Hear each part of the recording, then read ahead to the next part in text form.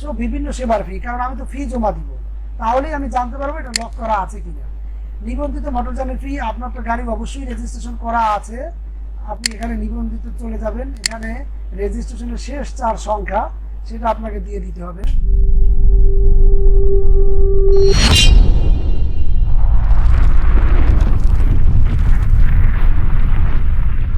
Hello viewers, welcome to Brta solution. আজকে আমি আপনাদেরকে দেখাবো আপনারা গাড়ির টাকা জমা দিতে ব্যাংকে গিয়ে লাইনে দাঁড়াবেন, ঘন্টার পর ঘন্টা। লাইনে দাঁড়ানোর পরে আপনি যখন টাকা জমা দিতে গেলেন তখন ব্যাংক কর্মকর্তা বললো যে আপনার গাড়ি লক করা আছে, আগে লক ছাড়াই নিয়ে আসেন। তাহলে আপনার এই 2 ঘন্টা ফাও চলে গেল। সো গাইস, আপনারা একটা করতে পারেন, আপনার স্মার্টফোন কিংবা ডেস্কটপ বা ল্যাপটপ থেকে আপনারা আগেই চেক করে যেতে পারেন যে আপনার গাড়িটি ঠিক আছে কিনা কিংবা লক করা আছে কিনা। তাহলে আপনি আগে লকটা ছাড়াইয়ে তারপরে আপনি ব্যাংকে গেলেন কিংবা আপনি অনলাইনে ঘরে বসেই জমা দিলেন। সো সেটা আপনি কিভাবে জানবেন আমি সেটাই আজকে আমি আপনাদেরকে দেখাবো। তাহলে আমি গুগল ক্রোমে চলে গেলাম, এখানে গিয়ে আমি লিখবো bsp.brta.gov.bd। এই ওয়েবসাইটে ঢোকার পরে যাদের নিবন্ধন করা নাই তারা অ্যাকাউন্ট ক্রিয়েট করে নেবেন। আমার ক্রিয়েট করা আছে, আমি প্রবেশ করুন, ডাইরেক্ট ঢুকে গেলাম, লগ ইনে ক্লিক করলাম, এখানে চলে গেলাম। তারপর এই যে বাম সাইডে BRTA সেবা বাতায়ন, এখানে চলে আসবে, এই পেজটা ওপেন হয়ে যাবে অটোমেটিকলি। তারপরে যে বাম সাইডে আপনি যে অপশন করতে চান, যা যা করতে চান সব এখানে আছে, আমি সেটাই দিয়ে দিচ্ছি। এখানে ম্যানুফ্যাকচারিং দিতে হবে, দিয়ে দিলাম। এবার চেসিস নাম্বার,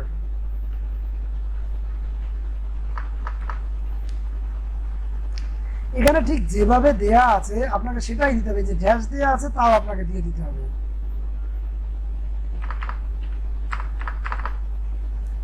চেসিস নাম্বার দিলাম, এবার আমি ইঞ্জিন নাম্বার দিয়ে দিব।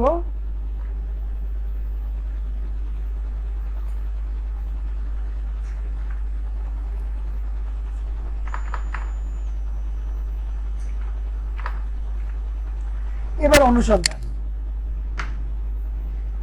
দেখেন এখানে কিন্তু গাড়ির নাম চলে আসছে, কার নামে আছে সব চলে আসছে, সেটা আপনি দেখতে পারলেন। এগিয়ে যান, এখানে ক্লিক করলাম। এবার আপনি কিসের টাকা জমা দিলেন, যেমন এখানে ট্যাক্স টোকেনের মেয়াদ আছে 27 এপ্রিল 2022, তার ফিটনেস আছে 6 জুলাই 2022।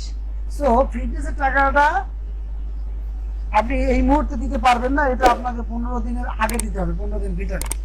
এটা 15 দিনের বেশি আছে, এটা দরকার নাই, যেটা হলুদ হয়ে আছে এটাই আমি জমা দেবো, ট্যাক্স টোকেন। তাহলে আমি ট্যাক্স টোকেন ক্লিক করলাম, এগিয়ে যান। দেখেন please update income tax particulars properly.